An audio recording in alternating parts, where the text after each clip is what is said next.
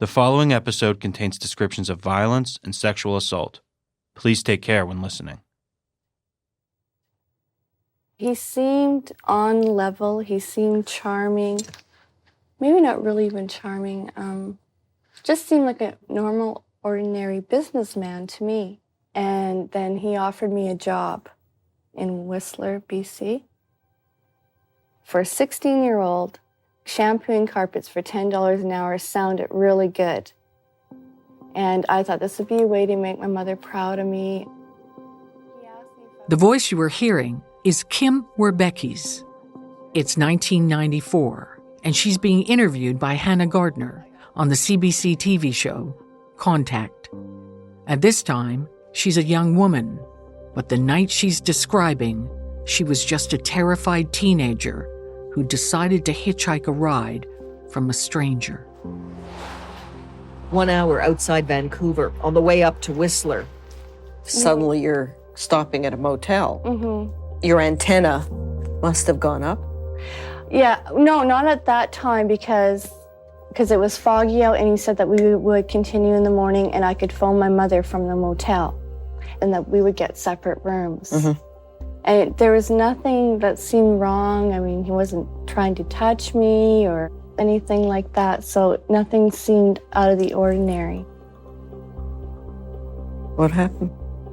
He followed me into the motel room, into my room, and closed the door and locked it. And that's when I knew something wasn't right. I knew something wasn't right, but I was trying not to think the worst that could happen. And the worst did happen in that motel room that night.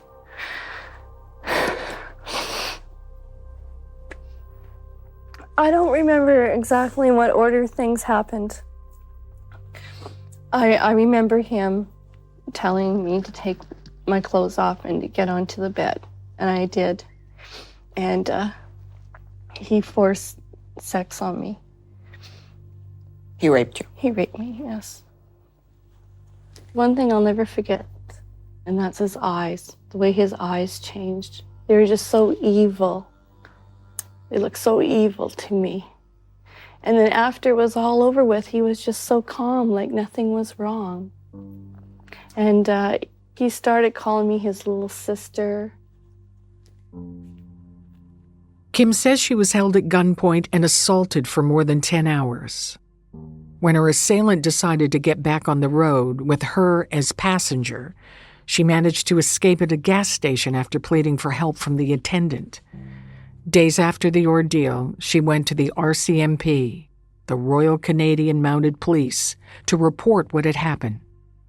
From hundreds of photographs, Kim pointed out her attacker. His name was Clifford Robert Olson. The police charged Olson with rape, buggery, and gross indecency, plus 2 counts of possession of a weapon. When the police ask Olson for his version, he says the girl's a hooker and he paid her for sex. Olson is locked up for 2 months waiting for his trial. But Werbecki never gets to tell her story in court. The Crown Attorney finds inconsistencies in her statement and feels a jury just would not believe the child prostitute. The sex charges are dropped. We know better now than to so freely call someone a child prostitute. There is no such thing as child prostitution. There is exploitation and sex trafficking. But even though Kim was just 16 when this happened to her, this was the 80s.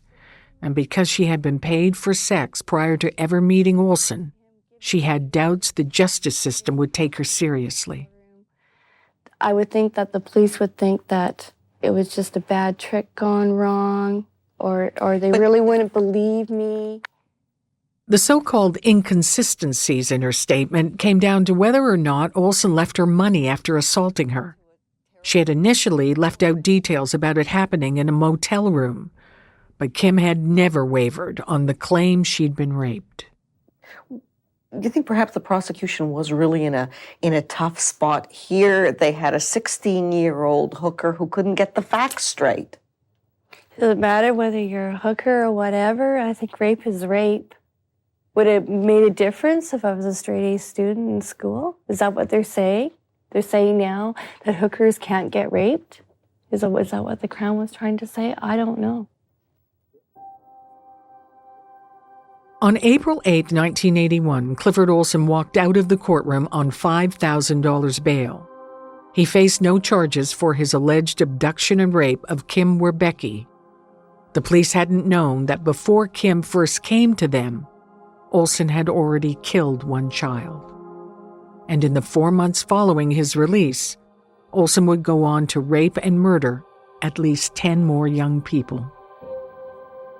I felt that I could have maybe done more or said something different, or if I didn't forget the motel room, that they would have not dropped the sex charges and he would have been kept in jail and those children would be alive. Kim Werbecki's name has stuck in my mind in the decades since. She endured Olson's violence and somehow managed to escape with her life. But she was ignored. It pains me to hear her blaming herself in this interview. Those kids are never going to have a second chance in life. Their life is over with, it's gone. He's destroyed a part of me forever. Of course, with hindsight, it's easy to point out all the occasions when tragedy could have been averted. No matter what he did or what he was accused of, Olson seemed to be gifted in slipping through the cracks. I'm picked up, I'm let go. I'm picked up, I'm let go. You get what I'm getting at? But in Clifford Olson's case, there were just so many missed chances for the local police and RCMP to stop his murders and get him off the street for good. Hey, had the RCMP kept me in custody, kids would have been alive today. This is Calls from a Killer from CBC's Uncover. I'm Arlene Bynon. This is Episode 2, Something Monstrous.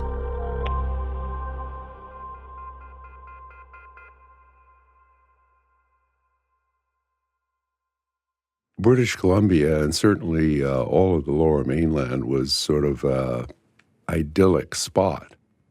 I mean, even though Vancouver was a big city, it was still like a little town, and, kids would... John Daly is a longtime reporter who covered this area and this case for the BCTV news station throughout the 80s. I mean, kids would wander all over, go hiking and go into the back lots, go play in the park, get on their bikes. They'd go exploring, hunt for caterpillars, just go play ball 5-10 blocks away. It was nothing. I mean, kids were all over the place and running around and enjoying themselves and basically fearless. It was happy times. People left their doors unlocked. I mean, they told me that repeatedly. But then that all changed. It was shocking that kids were disappearing. It was all across the lower mainland, Coquitlam, Richmond, Burnaby, New Westminster, all over. And this just hadn't happened before. And of course, it was children. So it was really, really terrifying. And all of British Columbia was basically seized with this fear and dread. And parents had to figure out whether or not they're going to take their kids to school, keep them in after school. Kids wanted to go hang out at the mall. They wanted to go to the playground. And parents were basically fearful of this, and rightly so. It started with a girl from Surrey disappearing. On November 17th, 1980, 12-year-old Christine Weller biked next to her father as he walked to the local pub. When they reached the Surrey Inn, her father kissed her goodbye and told her to bike home. And nobody really knew what happened. It was kind of confusing. And of course, the standard police response was, maybe she ran away, something must have happened, nothing to indicate foul play. We don't know if there's any kind of a crime involved here, but we'll do what we can. And A month later, on Christmas Day, Christine Weller's body was found. Police discovered the body of a missing 12-year-old Surrey girl buried in a lonely Richmond peat bog. Christine Weller had also disappeared from her home, only to be found with 10 stab wounds. The news reports were vague. They had no suspects. It wasn't until the following year that another girl, a 13-year-old, disappeared. Colleen Dagnall. She was last seen at a service station not far from where police were combing for clues around Christine Weller's murder. Colleen's family reported her missing straight away, but again there was no immediate sign of foul play. And they didn't find her body for a long time. So it took a while for anybody to start wondering whether or not these things were connected. But it was pretty scary. Just those two were enough to get people worried.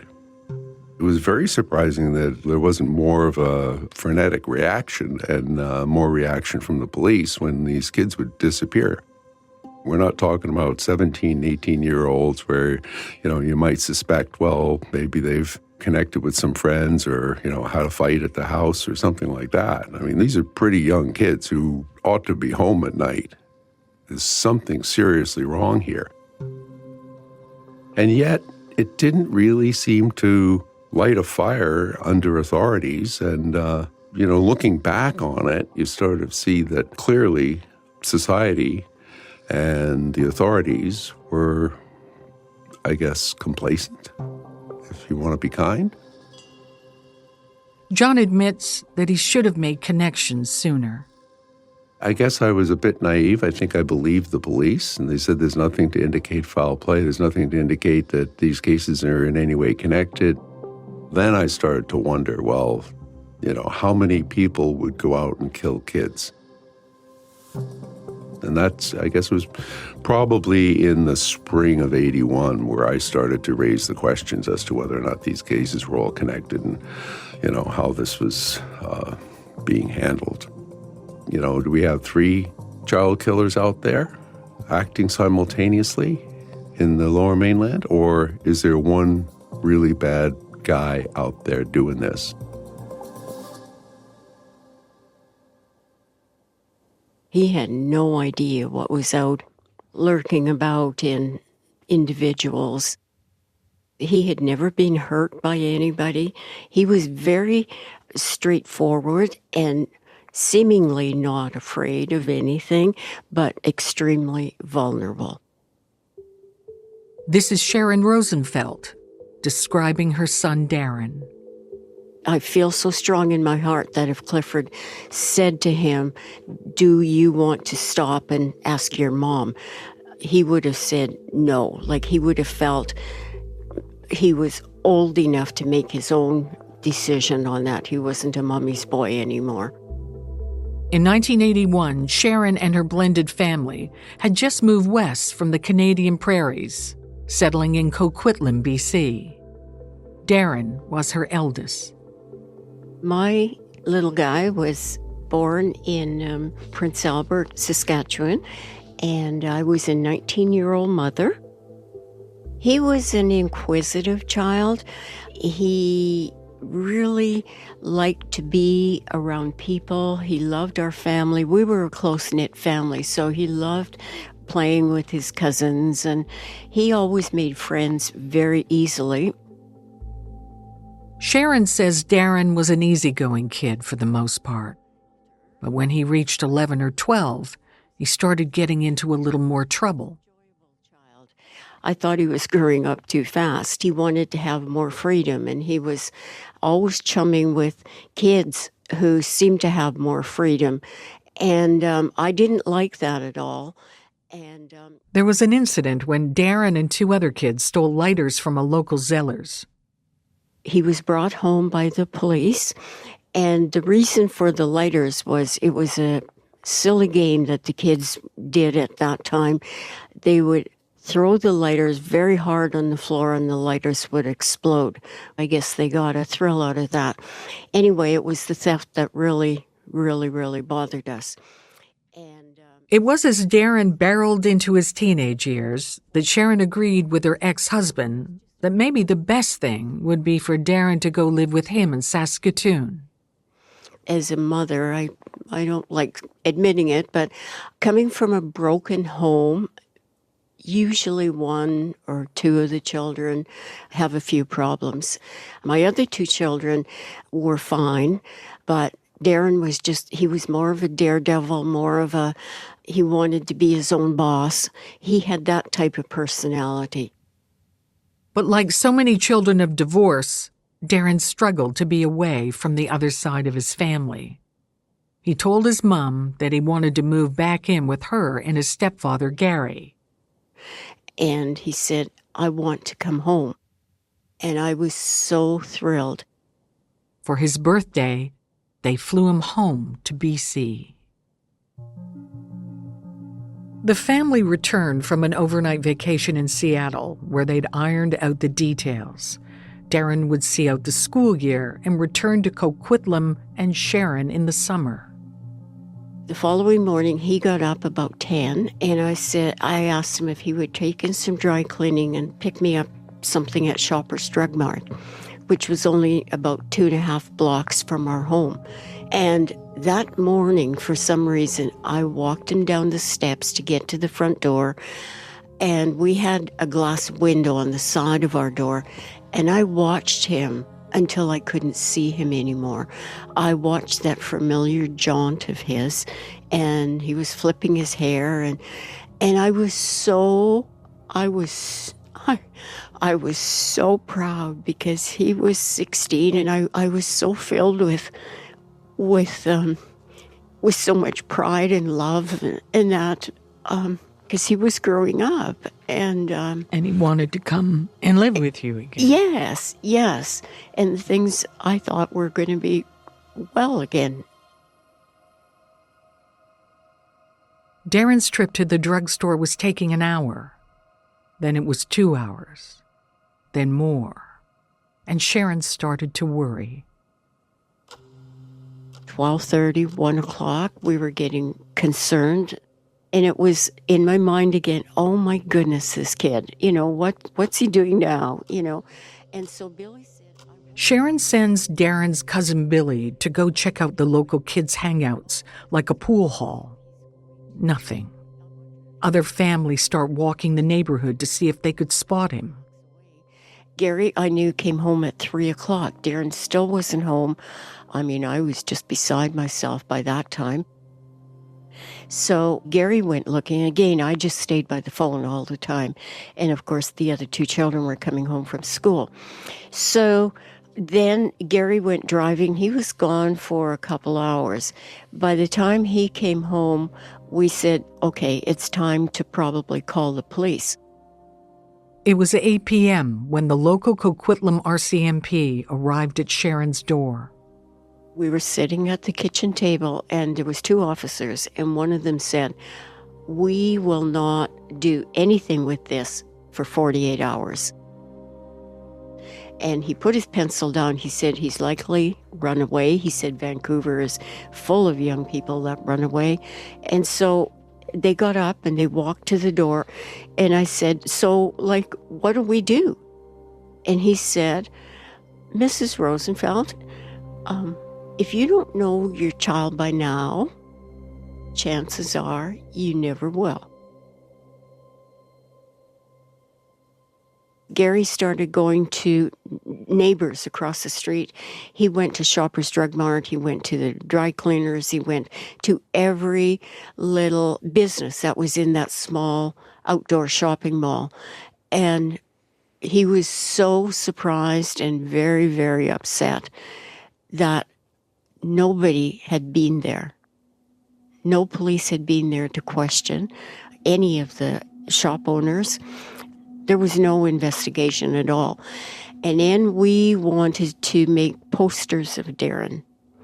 And we went to the media. And the media said that they would need police confirmation before they would do printing of posters for the newspaper. And police wouldn't give their permission. Why? Because they felt that maybe he was a runaway. 11 days after Darren disappeared, a boy's body was found. Sharon is notified by police, but is advised that it's unlikely that the body is Darren's. A few days later, everything changed. I got another phone call. Mrs. Rosenfeld, I'm sorry, I guess that was your boy after all. That was the death notification. And at that time, I remember screaming, and I knew my children were at home, and I remember screaming, Gary, it's Darren, and Gary picking me up off the floor. Our lives as we knew them died with Darren. Not only had the police made this most insensitive of errors, they'd left Sharon to find out the worst details of Darren's murder while running the most everyday errand. She'd been out chaperoning her younger son as he made his paper round. He was 11 years old, and there was a specific place where he was to pick up his newspapers to deliver. And so I went to meet him, and I seen him sitting on the curb, and he had his head in his hands, and he was crying. And I said, "What's going on? What's the matter?" And he pointed at the newspaper, and there was Darren's picture. So I took it out at the binding so I could look at it, and under the bottom of his picture, it said, Darren Johnsrud's nude, raped, bludgeoned body was found along the banks of the Fraser River. I had no idea.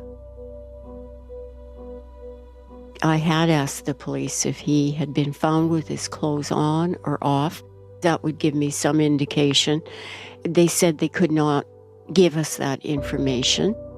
And so I respected everything that they told me, because the last thing we wanted to do was mess up any type of investigation that they had going. So we had no idea that he had been raped.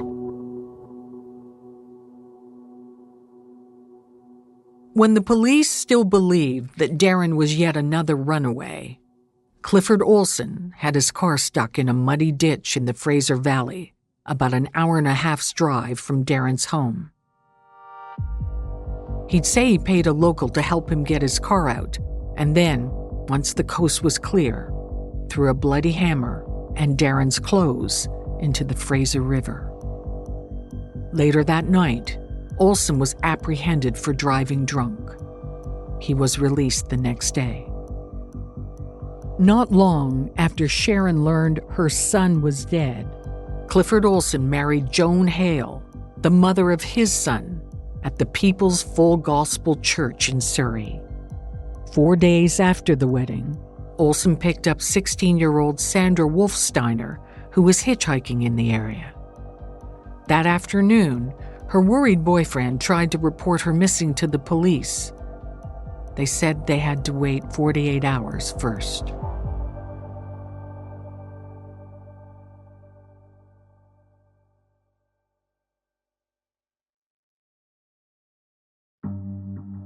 Spring was turning into summer, and the frequency of Olson's killings was about to speed up.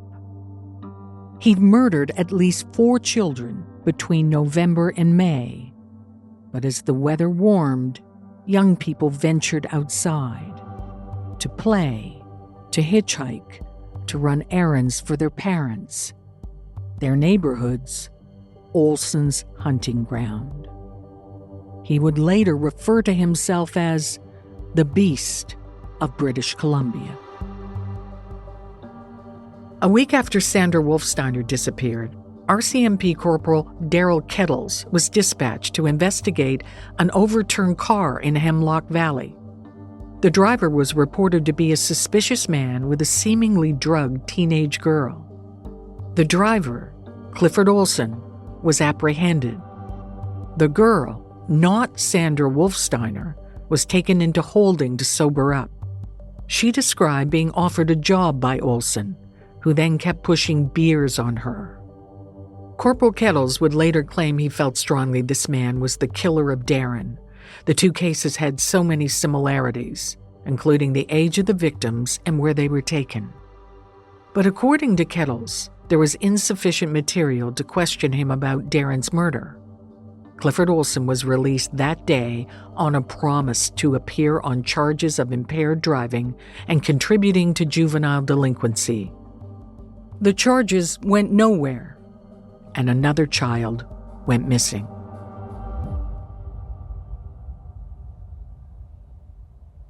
Because it's been 40 years and she was 13, she'd be 50-something.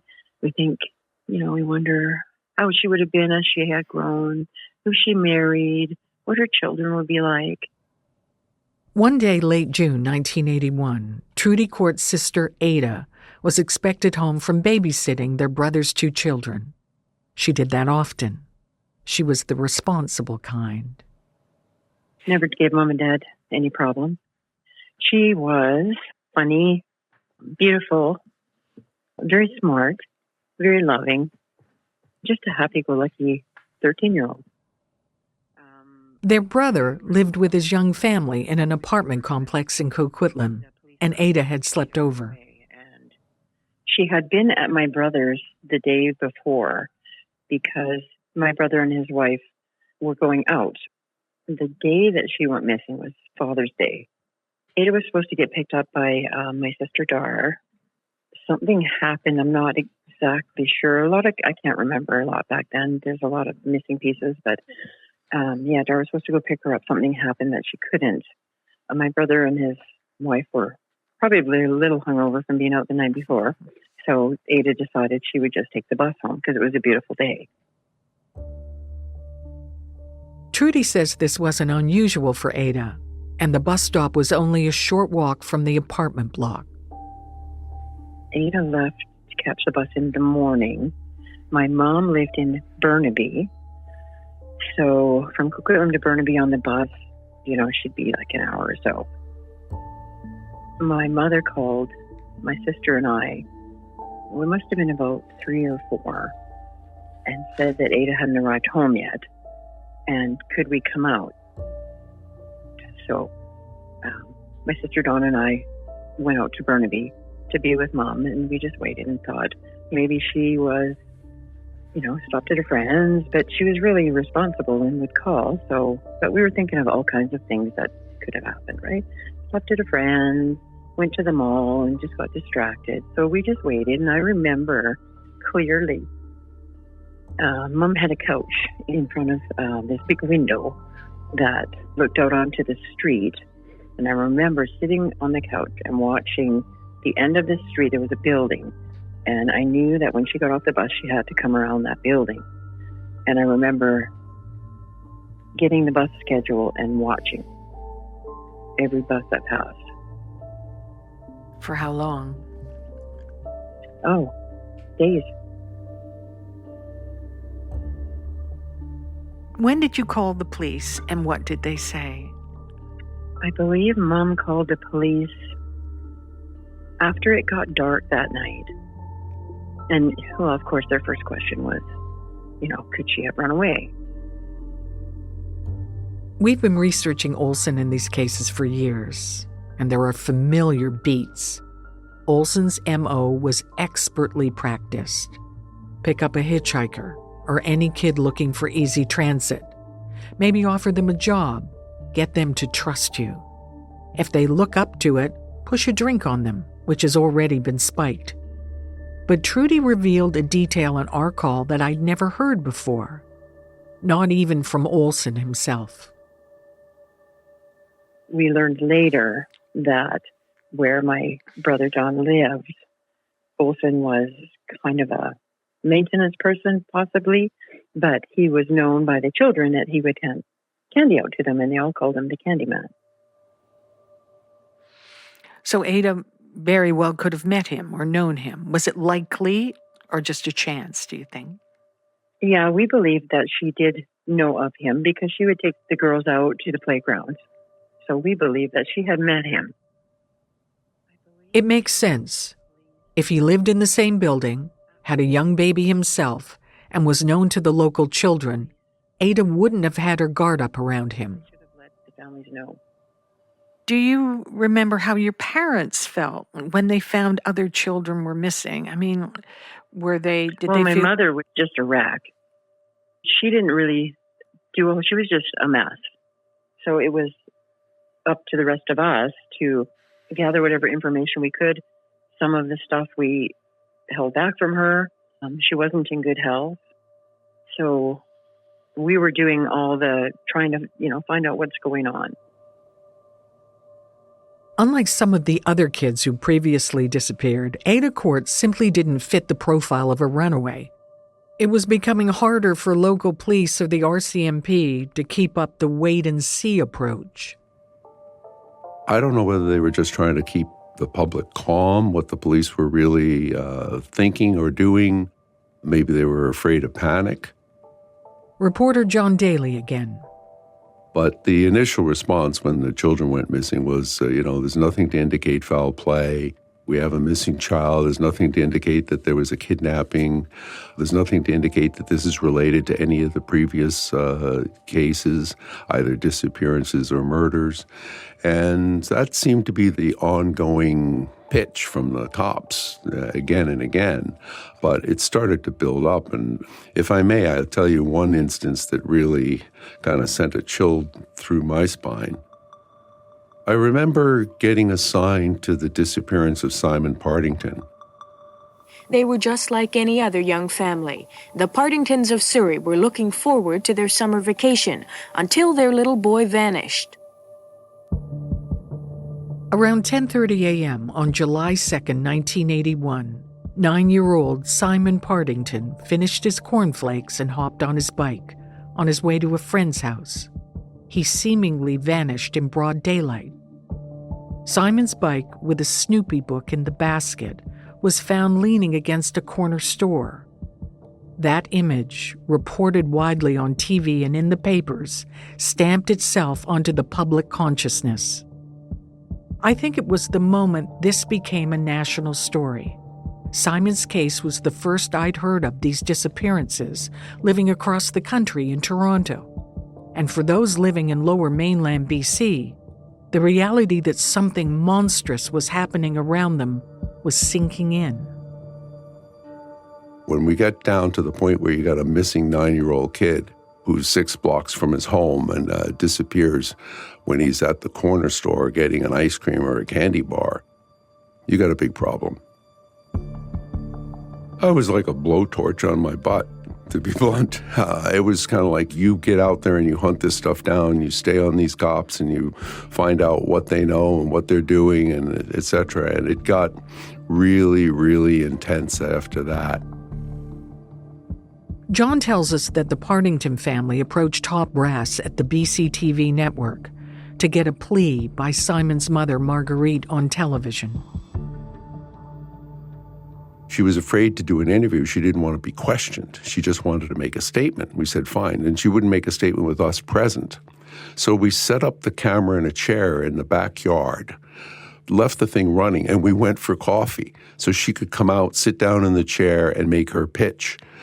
And, we came back, I guess it was 35, 40 minutes later, and, she was gone. We had a truck, and we had playback in it. We went into the truck, and she had left basically a 3-minute crying appeal to the kidnappers to get young Simon, 9-year-old Simon, back. So please, one more time, release Simon to any busy area where he can come home to his family. It was heart-wrenching, absolutely heart-wrenching. And I think that really sent a chill through the spines of all British Columbians. He was this little, beautiful little blonde-haired boy. And to know that or think that somebody could harm a child, it just didn't make sense. Sharon Rosenfeld, Darren's mother. It was overwhelming to us. All of us felt very, very sad, very hurting, even though our children were either missing or had been found murdered. They were older than Simon, and I think Simon's age and just the look of Simon, I think, affected everybody. That was, I think, a turning point where the police realized that the media were going to turn up the heat on them and that they better, throw everything they've got at this. Olson would give the authorities yet another lead. 4 days after Simon Partington vanished, a 16-year-old girl flagged down an RCMP car. She told the police that a man had offered a job, but once she was in his car, he tried to drug and rape her. He was driving a green Ford Granada. Within minutes, Clifford Olson was once again in police custody. But again, Olson walked because investigators weren't convinced the teenage girl was credible. This time, however, something was different. The officer who questioned Olson, Corporal Les Forsyth of the Burnaby RCMP detachment, was also looking into the disappearance of Ada Court, and he had a hunch that Olson was behind Ada and Darren's cases. So he began seriously looking into it. At Forsyth's urging, the Burnaby detachment of the RCMP held a meeting with 24 police investigators from surrounding detachments. And we shot these cops going in there carrying these books, their case books, under their arms. And that, I think, was the beginning of a massive task force. We didn't know it, but the RCMP started, a list of potential suspects and surfaced Clifford Robert Olson. The meeting attendees decided Olson was a key suspect in the cases of, at this point, 5 missing and murdered children. They agreed to put him under surveillance. The next day, Forsyth and a partner went to Olson's apartment to establish it as his residence. But much to their dismay, he was gone. Not only had he slipped surveillance, he and his wife Joan left for a trip to California for what Olson described as a vacation.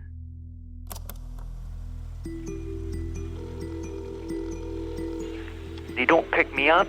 They don't even put a tail on me. They let me go. Isn't that something?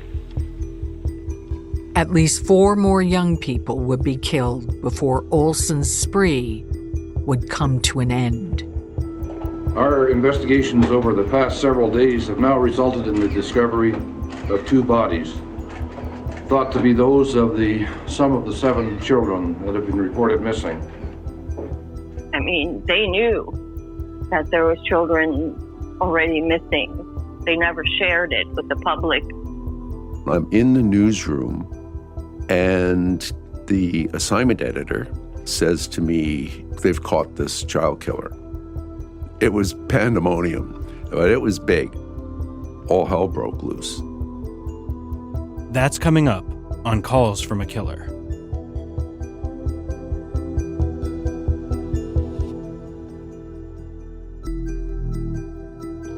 Calls from a Killer was written and produced by me, Nathaniel Frum, Arlene Bynon, and senior producers Ashley Mack and Andrew Friesen. Mixing and sound design by Evan Kelly. Emily Cannell is our digital producer. Additional audio from CBS News. Executive producers are Cecil Fernandez and Chris Oak. Tanya Springer is the senior manager, and Arif Noorani is the director of CBC Podcasts. If you are appreciating Calls from a Killer from CBC's Uncover and want to hear more stories like this one, be sure to follow our feed so you never miss another season. There are over 30 seasons for you to check out right now. If you're already a follower, thank you.